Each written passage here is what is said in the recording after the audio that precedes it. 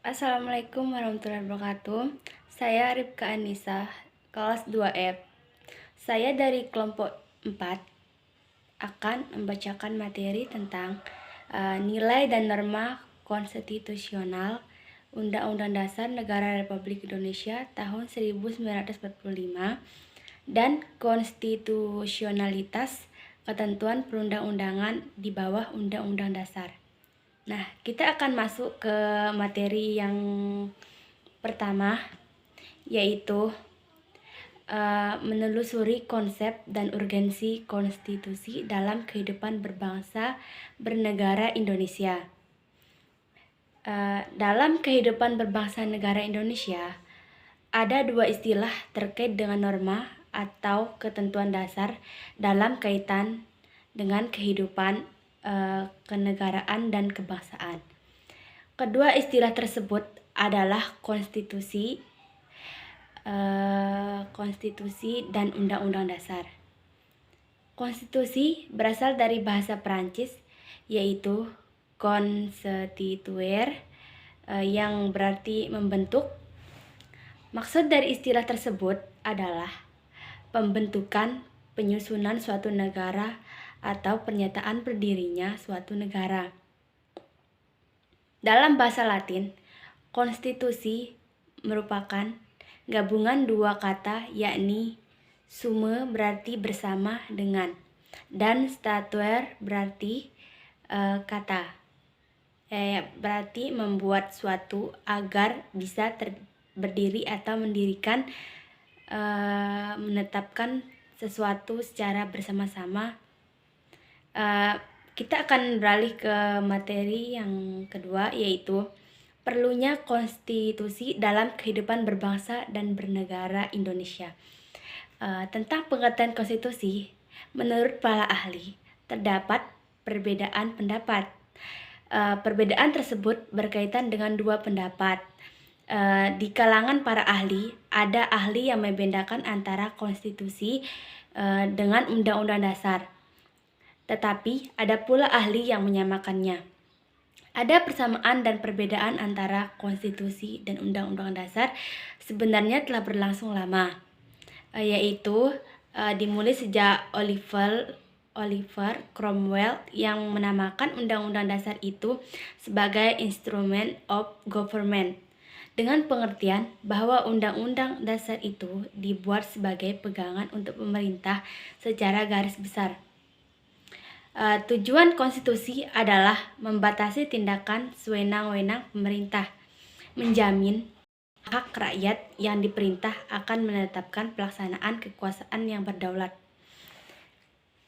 Dan berlanjut yang ketiga, yaitu fungsi-fungsi konstitusi, yaitu yang pertama, membatasi atau mengendalikan kekuasaan penguasa agar dalam menjalankan kekuasaannya tidak sewenang-wenang terhadap rakyatnya.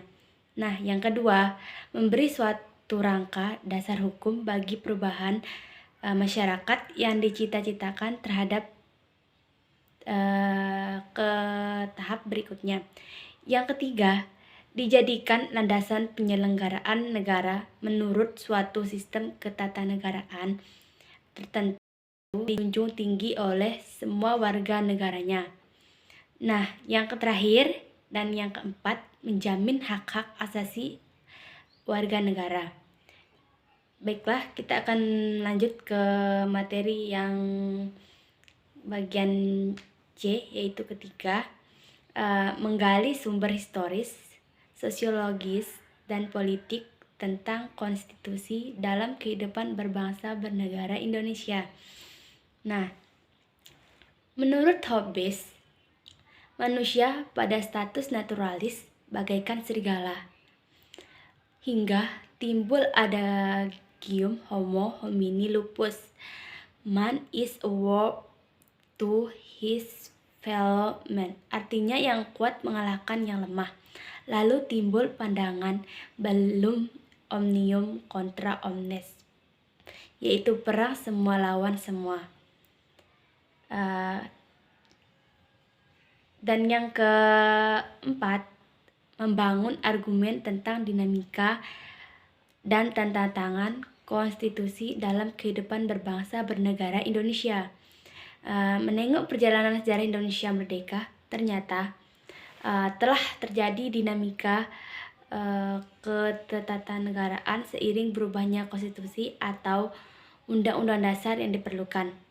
Setelah ditetapkan 1 hari setelah proklamasi kemerdekaan, Undang-Undang Dasar Negara Republik Indonesia tahun 1945 mulai berlaku sebagai hukum dasar yang mengatur kehidupan ketatanegaraan Indonesia dengan segala keterbatasannya.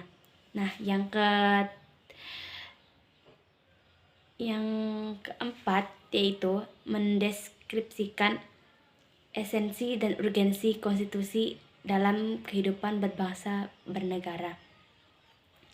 Setelah melewati proses yang cukup panjang, akhirnya MPR RI berhasil melakukan perubahan Undang-Undang Dasar Negara Republik Indonesia tahun 1945.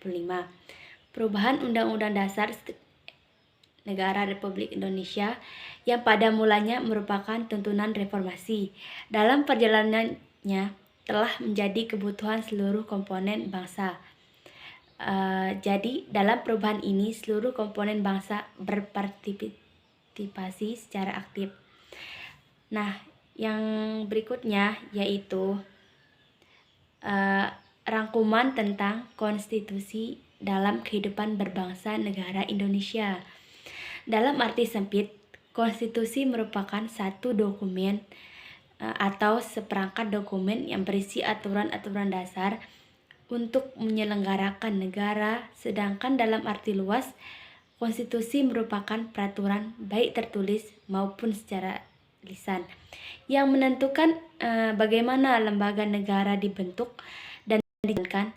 Konstitusi diperlukan untuk membatasi kekuasaan pemerintah atau penguasa negara, membagian kekuasaan negara, dan memberi jaminan HAM bagi warga negara. Nah, sekian dari saya. Assalamualaikum warahmatullahi wabarakatuh.